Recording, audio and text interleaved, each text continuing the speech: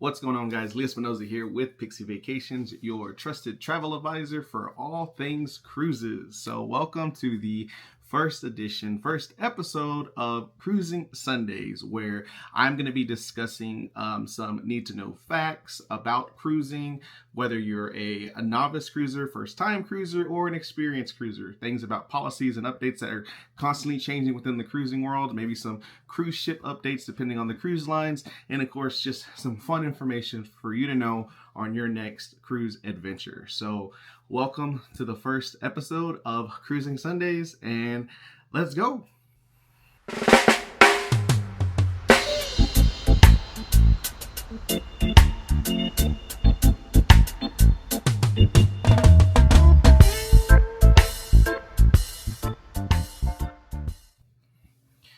All right, so on today's episode, the first episode of Cruising Sundays, we're just going to be talking about some basic knowledge that you need to know for cruising. So if you're an expert cruiser, this may not be the video for you, but it never hurts to kind of refresh some of these things, because some of these things may have changed from the last time you've been on a cruise, if you've been on multiple, or maybe from the last time you got off the boat, the ship, from the next time you get on the ship, things might change. So hopefully all this information helps. All right, so first things first, which cruise line, what itinerary, and what do I need to be able to cruise, such as cruising documents and everything like that.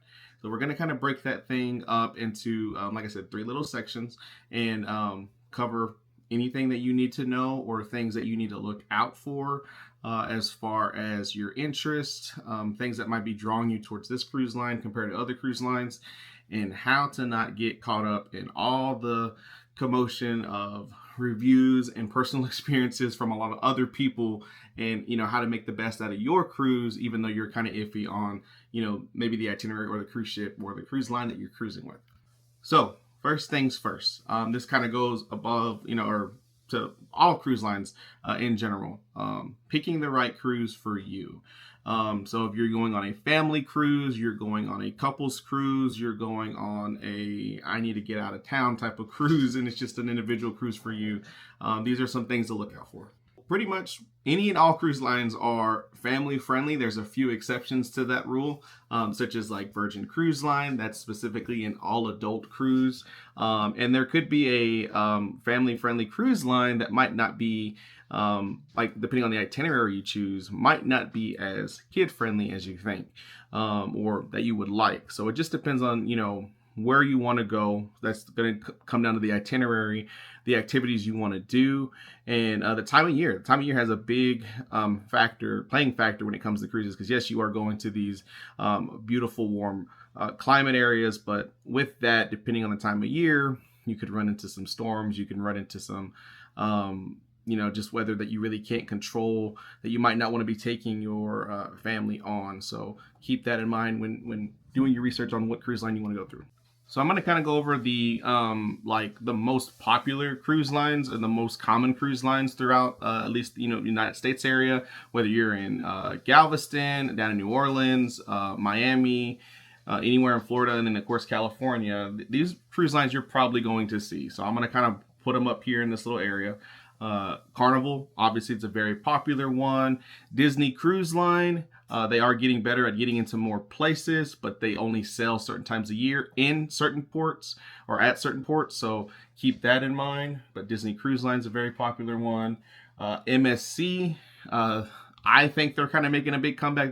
They're changing a lot of big things, so MSC you're going to see coming up to a lot more ports. Norwegian is a pretty good cruise line. I had a friend that just sailed on there last year, and they had nothing but great things to say about it. So Norwegian's a big one. Princess, believe me, anybody can afford Princess. Don't think that you hear that name and you hear all the reviews and stuff about it being just a higher class. No, believe me, Princess is really, really cool. And then, of course, Royal Caribbean. Royal Caribbean's going to pretty much be anywhere and everywhere if there's a port, just because they also have a number of different size ships and classes of ships. So it's a lot. But those are pretty much your, I would say, your most common cruise lines, because you get into Virgin, you get into Holland. What is I feel like I just messed that up. Holland American Line. They might not be in a lot of the ports, but they are in some of those ports. And again, some of those cruise lines are more adult friendly, or depending on the itinerary, I think more catered to adults, depending on the age of your children. All right, so let's kind of just put this out there right now as far as the documents that you need to cruise. I know a lot of people feel like, we are going on international waters. Sometimes we're going to these international places, depending on the itinerary. So, you automatically think passport, passport, passport. And yes, I mean, if you have a passport, great. That's the best way to travel on these types of vacations. Passport's a lot easier to carry, and that's a more than sufficient enough document for you to go.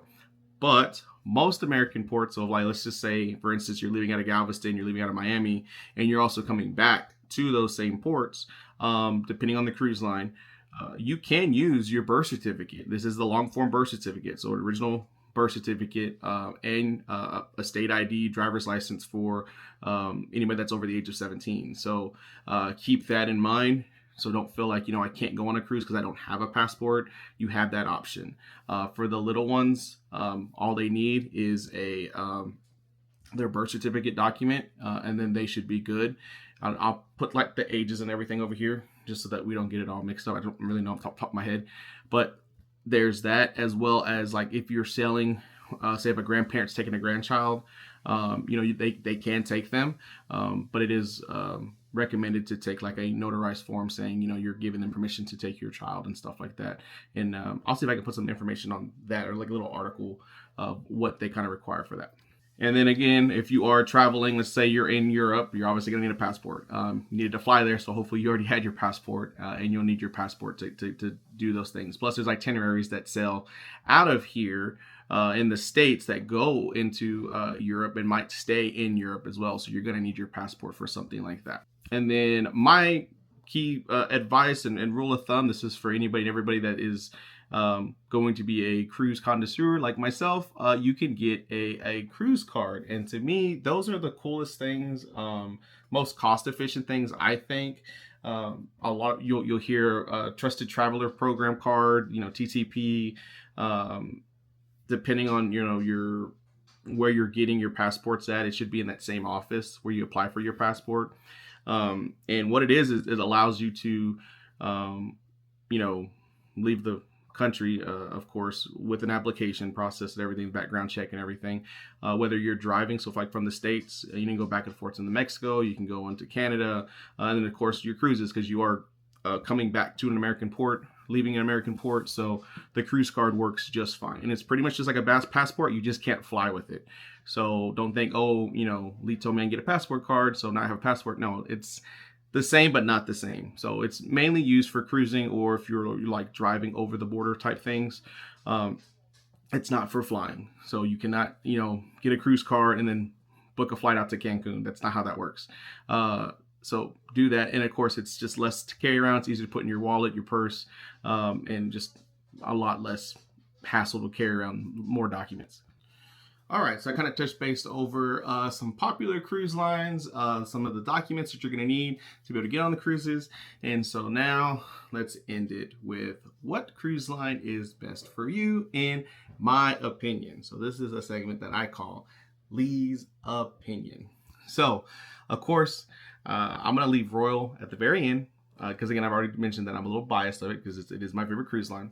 But to kind of let you know, based off my information from other travel agents and from other clients that I've had that sailed, a cruise is going to be what you want it to be. As far as like, if you want it to be a nice, relaxing vacation that's kind of, close to an all-inclusive type feel, go with that mindset, and it's going to be like that.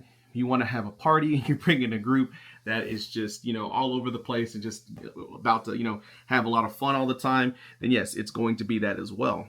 Or if it's going to be a little bit of both, a little bit of mixture, a little bit of relaxation, a little bit of fun, and stuff like that. A cruise is going to be what you want it to be, no matter what cruise line you're on. There are cruise lines that are going to help you achieve those things a little bit more than the others. But again, any cruise line is going to do that. So for instance, I know this is kind of a big thing where they're like Carnival is a party cruise line. Norwegian MSC Princess is an older folks cruise line, and Royal's kind of in between, and of course Disney is just all kids. I have clients that go on Disney and they don't bring their kids, all right? And they're partying. So it's not this Mickey Mouse themed kitty bibbity bobbity good time type thing. It can be, but these cruise lines do such a good job with their cruise directors and the itineraries and the activities that it's for anybody and everyone. So just keep that in mind. Obviously, stay within your budget by ever means, but most likely most of the time, don't just think Carnival is a budget cruise line, because there are itineraries that are very comparable to a Royal or a Norwegian from Carnival. So, to say that there's levels to this, there's really not. It's just more preference. And it's also going to be depending on the port that you sail out of. So for instance, Galveston, we have certain itineraries that just, simply go to Western Caribbean, is what we call down to Mexico. And so those itineraries sometimes are a little bit more expensive compared to, 3-4 day cruises out of Miami and Florida, going into the Bahamas, which are way better itineraries. And it might be more cost efficient to just fly into those areas and sail out. I'm in the DFW area, and sometimes it is cheaper for me to fly into Fort Lauderdale and book a cruise compared to me just driving down to Galveston for a 4-night cruise. So as a travel advisor, that's kind of what we do. We kind of keep those options open for y'all, just so that y'all can see price differentials, as well as just create that vacation that you have in mind. So I'm not going to sit here and just say, obviously, well, I am going to sit here and say Royal is the best, but, just it's take everything with a grain of salt. And again, whatever mindset you go into, you're going to go into. We are considering this year, or at least I am, my wife's not really too excited about it, but I'm thinking about doing a Margaritaville cruise. And if y'all know anything about cruising, Margaritaville cruise line does not have the best reputation. And some of the itineraries are, subpar, if that, based off reviews and everything else. I kind of want to go see if I can debunk it, or just see if it's a legit thing. So we're going to see about that. And then of course, river cruises are getting really popular. We don't really have too many here in the States. There are a handful. They're very popular in Europe. And then of course you have your Alaskan cruises, which are hopefully something I get to experience here pretty soon as well. But yeah, so this is just kind of a basis synopsis of what I think cruises are. So again, Lee's opinion. I'm obviously going to choose Royal over everything, just because it's something me and my family adore the most. My kids have a blast. My wife is completely different than I am, so I love that she gets to be able to find her peace and happiness when we go on these boats and these ships. And we've never had an issue when it comes to other guests or people. We always end up making friends and resailing with some of those friends. So it's really cool across the board for my family. But hopefully, when we start getting more into Carnival and everything else, might change their mind. But we'll see. Just keep your mind open to other things, and don't be afraid to try other cruise lines as well. I know a lot of people get stuck with this is the cruise line I started with, this is the cruise line I'm staying with. Change it up, switch it up, see if you like it. If you don't, you always come back to the other one. So cruising is going to be very popular in 2025 and 2026, with a lot of cruise lines coming out with different ships. I know Carnival just announced a whole fleet of ships that are coming. Royal still has some ships that are getting reamped, recharged, and new ships coming out. And then of course you have, like I said, MSC and other cruise lines as such that are kind of rechanging. Oh, excuse me. Ooh, all that windjammer food. They're changing a lot of stuff to kind of keep up, whether it's activities or itineraries or staffing. So give them a shot. Don't be afraid to do those types of things. Again, I'm not going to list them all because I'm going to run out of breath, but I'm going to put them right here. The most popular cruise lines that you're going to see on the American side. And then, there are some others I probably didn't list, but these are just kind of the most popular ones out of ports such as Galveston, all your Florida ports, California, and then all up and down the East Coast. And last but not least, I'm gonna put it right here. Make the best out of your vacation. If you want to relax, you want to read a book, do it. I've had clients that literally just want to get out of the office. They're working on the ship. Some of the Wi-Fi, depending on the ship, is actually really good. So, they work for a few days just to kind of change scenery. So keep that in mind. Or if you want to go and you want to have a good time and party it up, it's out there. It's for you to make it however you want to do. Make it do what it do is what they say. So yeah, that's pretty much First Cruising Sunday. I will be diving into more in-depth conversation when it comes to food. Definitely itineraries. I want to make a whole episode on just itineraries because that can make or break your vacation depending on what you want to do. Excursions, that's a big thing that I want to discuss, especially for 2025, since everybody wants to do new things this year. You're going to want to stay tuned for that one. And then I'm going to be getting on a lot of ships this year, so hopefully we can do some more vlogs. Again, hopefully you like and subscribe to the channel. Vibe with Flea. Theme Park Thursdays comes out on Thursdays, and then Cruising Sundays, this rendition, obviously on Sundays. So if you want to follow me on Instagram, it's journeywith_Lee, and of course the YouTube channel. Please like and subscribe. It helps me out so much, and I get to create this content for you, and really excited what's going to happen. So again, hopefully you enjoyed Cruising Sundays, and I will see y'all next week. All right, so get those bags packed, get those luggage tags ready, and I will see you later.